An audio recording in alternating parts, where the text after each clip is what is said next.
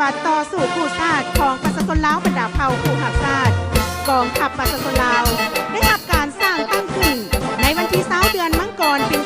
1949อยู่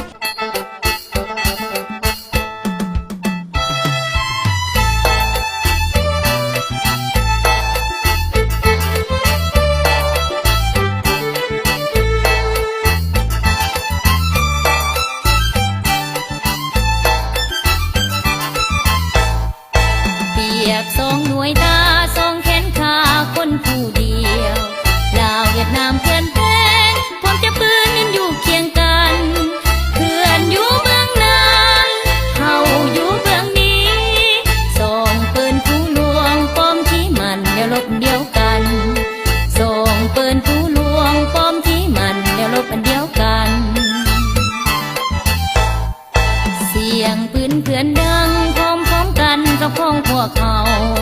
ส่งสลาวเวียดนามคนนับศูนย์ศัตรูตัวเดียวเสียงเพื่อนใส่โยเสียงเขาใส่โยดังแววพร้อมกันโคตรสนั่นพวกเขาสลองใส่ดังแววพร้อมกันโคตรสนั่นพวกเขาสลองใส่โอ้งามเทเด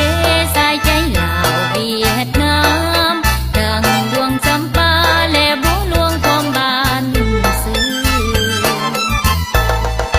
เปรียบอายน้องเกิดพร้อมท้องพ่อแม่เดียวกันหักเพลงกันเป็นตายด้วยกันสุขด้วยกันและทุกข์ด้วยกันแสนจะลาวเวียดนาม